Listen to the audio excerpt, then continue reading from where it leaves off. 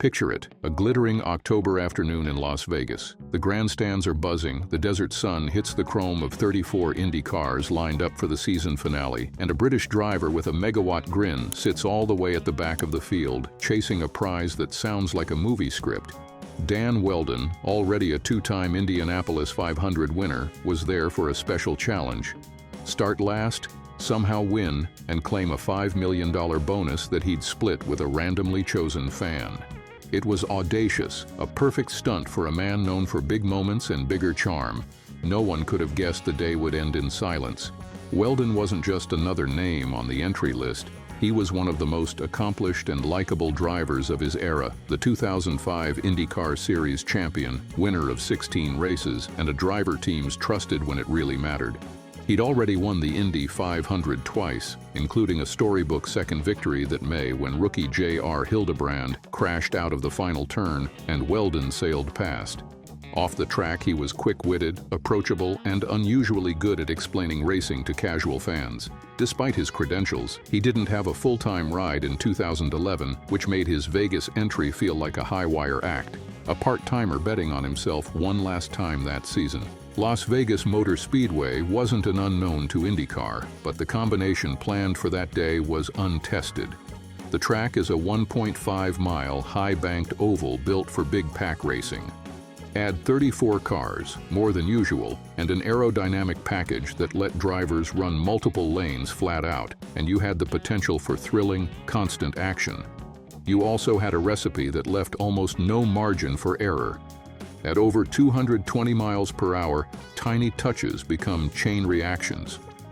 On the 11th lap, it happened. In the middle of the tightly packed field, one car slid and touched another. That's all it took. In seconds, 15 cars were caught in a storm of smoke, carbon fiber, and sparks. Wheldon's car climbed over another, was launched high into the air, and flew the length of a football field before slamming into the catch fence. The point of impact was cruel. His helmet struck a fence post. The forces and the intrusion left no chance of survival. He was 33 years old. The race was immediately stopped. Drivers sat stunned in their cars or walked back to pit lane in silence. After the announcement of Wheldon's death, the remaining cars returned to the track not to race, but to circle slowly in a 5-lap salute. It was a haunting image. Engines muted to a low hum, helmets bowed, a field paying its respects to a fallen colleague and friend. In the weeks that followed, IndyCar launched a full investigation. It wasn't about blame, it was about understanding. The official report concluded there was no single simple cause. Instead, a perfect storm of factors came together. The field was unusually large. The cars were running extremely close together, 3 wide at times, thanks to the track's wide banking and the aerodynamics that kept speeds flat out nearly everywhere. When the initial contact happened mid-pack, the drivers behind had closing speeds too high to avoid the melee. Once Wheldon's car got airborne, something open-wheel cars are vulnerable to when a front wheel rides up a rear wheel, the catch fence became the last line of defense. Fences are built to keep cars inside the track, not to be safe places to land. The post his helmet hit was never designed to manage that kind of impact. One detail that's important to understand, Wheldon's fatal injury wasn't caused by fire or by the G-forces alone. It was the head strike with the fence support. Modern helmets and headrests help enormously in most scenarios, but they're not invincible against a direct hit to a solid pole at those speeds. That grim fact drove much of the safety rethink that followed.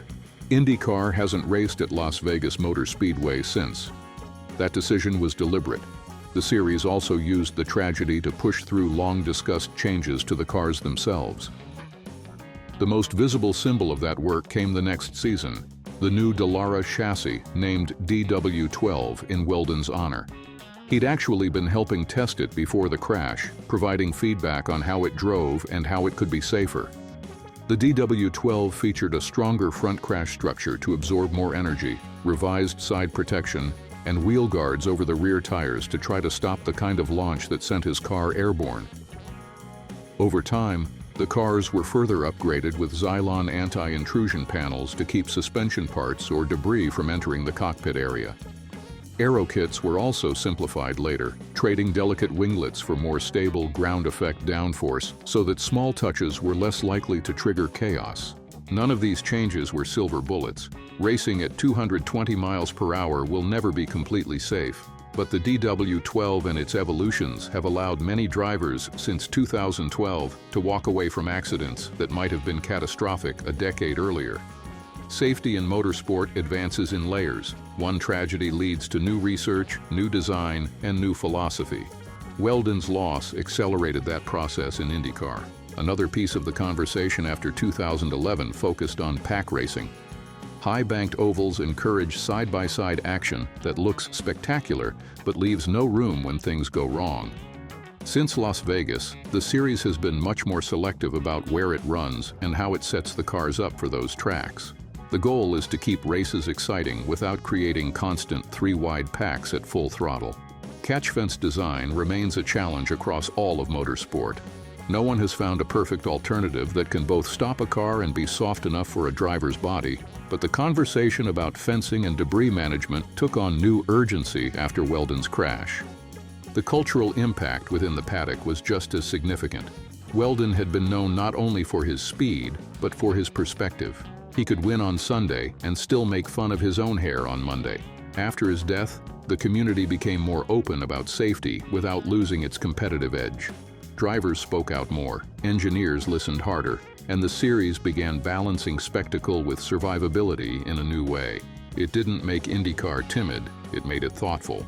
The aim shifted toward thrilling but smarter, rather than thrilling at any cost. The human legacy lives on most visibly through his family. His wife, Susie, and their sons, Sebastian and Oliver, have carried his memory forward with grace and determination. Both boys are now racing themselves, part of Andretti's junior development program, the same team where their father won his championship and first Indy 500. In 2024, the documentary The Lionheart captured their journey and the family's process of turning grief into passion. It showed a racing world that hasn't forgotten Dan, but also hasn't been frozen by loss. Telling this story matters because it's easy, over time, to smooth out the rough edges of tragedy, but the details are where the lessons live. 34 cars on a high-banked mile-and-a-half track created breathtaking speeds, but almost no margin. One touch set off a chain reaction no one could dodge.